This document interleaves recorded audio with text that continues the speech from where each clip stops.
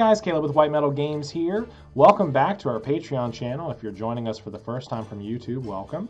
This channel specializes in kit bashing and conversions. The series of videos you're watching right now are called Cheat Code.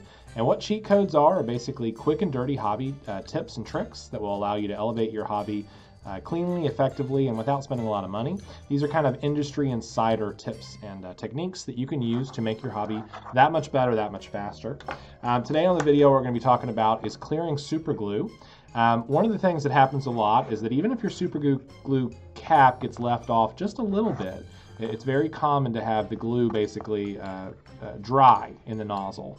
And unfortunately, it's one of those things that there's only so many ways to really clear this out, or so that you probably think.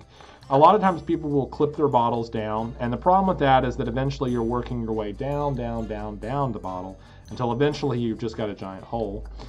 Some people will take a hobby knife and they'll attempt to sort of clean it out this way and just sort of drill in it. That can be dangerous, dull your knife down. None of these are really effective ways to make this work.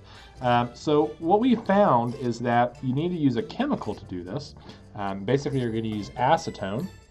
Now we're using histology grade acetone. The bottle's so big. Oh, there we go. Okay, great. So it's a little hard to see there.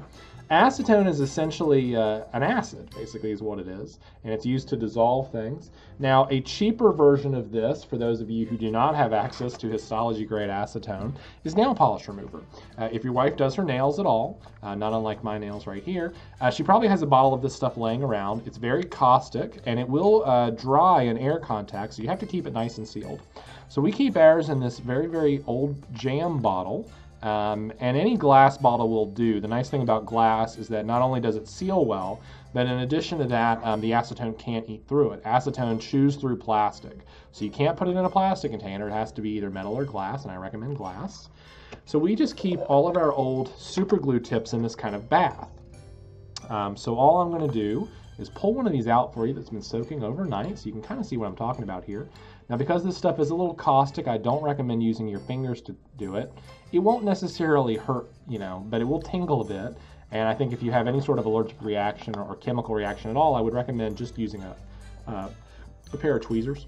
Now, this here soaked overnight. This was completely clogged up 100%.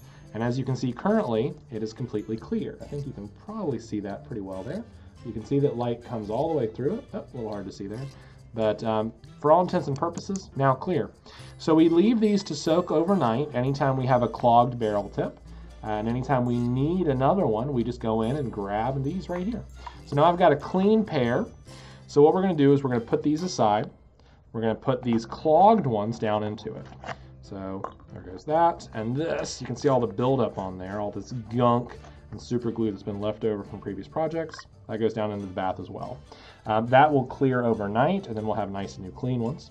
I'm going to put this on there, brand new, and last but not least, the tip. And that is ready to roll. We haven't cut anything, we haven't wasted anything, we haven't destroyed anything, and our super glue is ready for our next use. So yeah, that's really it. It really could not be cheaper, easier, and quicker. A bottle of nail polish remover in a grocery store or in a Rite Aid pharmacy store costs you, I don't know, maybe about $4 or $5. And if you put it into an airtight bottle like this one, it will last you for months and months and months.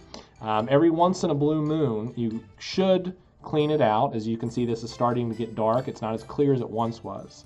This is also a great way to strip pewter miniatures. You can't do it with plastic, but you can drop pewter miniatures right down in there, leave them overnight, pull them out, and then use a toothbrush or bristled brush to sort of remove any of the loose paint sediment. And it works great for any sort of pewter or hard white metal miniature. So I hope you've enjoyed this cheat code.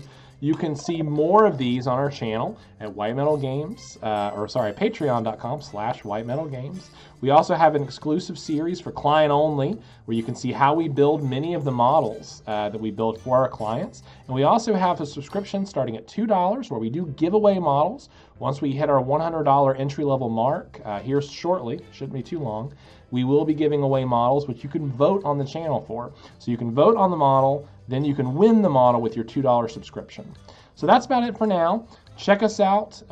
Again, if you're viewing this through YouTube, head on over to patreon.com/whitemetalgames and check out more of these videos for more cheap tricks and cheat codes. Till next time, put your minis where your mouth is.